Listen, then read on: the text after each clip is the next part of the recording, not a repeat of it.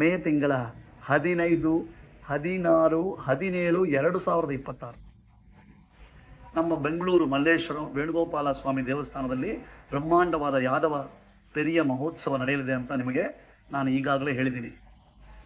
ನಾಳೆ ಅಂದರೆ ಮೇ 15ರಂದು ಬೆಳಿಗ್ಗೆ 9 ಗಂಟೆಗೆ ಸ್ವಾಮಿ ದೇಶಿಕರ ಯಾದವಾಭ್ಯುದಯ ಗ್ರಂಥದ ಪುರಪ್ಪಾಡು ಇಲ್ಲಿ ಈ ದೇವಸ್ಥಾನದ ಸುತ್ತ ಪ್ರಾಕಾರದಲ್ಲಿ ಪುರಪ್ಪಾಡು ನಡೆಯಲಿದೆ.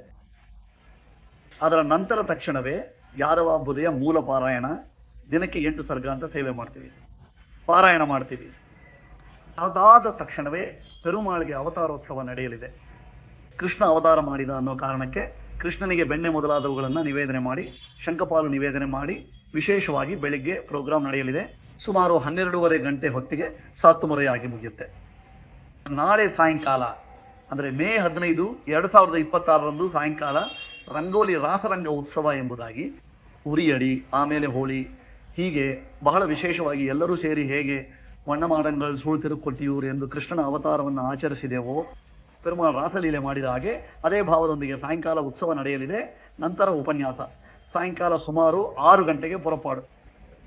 ಮರುದಿನ 16ರಂದು ಮೇ 16, 2026ರಂದು ಬೆಳಿಗ್ಗೆ 8ರಿಂದ 9 ಪಾರಾಯಣ. ಅದಾದ್ಮೇಲೆ 10 ಗಂಟೆಯಿಂದ ರುಕ್ಮಿಣಿ ಕಲ್ಯಾಣ ವೈಭವ ನಡೆಯಲಿದೆ. ಪೆರುಮಾಳ್ ಮತ್ತು ರುಕ್ಮಿಣಿ ತಾಯಿಯವರಿಗೆ ವಿಶೇಷ ಕಲ್ಯಾಣೋತ್ಸವ ನಡೆಯಲಿದೆ. ಅಂದು ಸಾಯಂಕಾಲ ಉಂಜಲ್ ಪೆರುಮಾಳ್ ಶ್ರೀ ವಿಷ್ಣು ಸಹಸ್ರನಾಮ ಪಾರಾಯಣದೊಂದಿಗೆ ಉಪನ್ಯಾಸದೊಂದಿಗೆ ಪೆರುಮಾಳ್ ಇದೆಲ್ಲವನ್ನು ಕೋಲಾಹಲವಾಗಿ ಅನುಭವಿಸಲಿದ್ದಾನೆ. ಮೇ 17 ಭಾನುವಾರದಂದು ಅದೇ ರೀತಿ ಬೆಳಿಗ್ಗೆ 10 ಪಾರಾಯಣವನ್ನು ಆರಂಭಿಸಿ, ಅದಲ್ಲದೆ ಬಹಳ ವಿಶೇಷವಾಗಿ ಹೇಗೆಂದರೆ ಪೆರುಮಾಳಿಗೆ ತಿರುಮಂಜನ ಆಗಿ ವೇದಾಂತ ವೇದ್ಯನ್ ಪಟ್ಟಾಭಿಷೇಕ. ಇದು ಯಾದವಾಭ್ಯುದಯದ ಯೂನಿಕ್. ವೇದಾಂತ ವೇದ್ಯಂ ಎಂಪೆರುಮಾನ್ ಅಂತ ಅವನಿಗೆ ಪಟ್ಟಾಭಿಷೇಕ ಮಾಡಿದ್ದೇವೆ. ಆ ದಿನ ಸಾಯಂಕಾಲ ಸ್ವಾಮಿ ದೇಶಿಕರಿಗೆ ಕವಿತಾರ್ಕಿಕ ಸಿಂಹಂ ಸರ್ವತಂತ್ರ ಸ್ವತಂತ್ರಂ ಎಂಬ ಒಂದು ಪಟ್ಟಾಭಿಷೇಕ ನಡೆಯಲಿದೆ. ಈ ಎಲ್ಲ ಪ್ರೋಗ್ರಾಂಗಳು ಬೆಂಗಳೂರು ಮಲ್ಲೇಶ್ವರಂ 11ನೇ ಕ್ರಾಸ್ ವೇಣುಗೋಪಾಲ ಸ್ವಾಮಿ ದೇವಸ್ಥಾನದಲ್ಲಿ ನಡೆಯುತ್ತಿವೆ. ಎಲ್ಲರೂ ಬಂದು ಕೃಷ್ಣನ ಅದ್ಭುತ ವೈಭವವನ್ನು ಆನಂದಿಸಬೇಕು.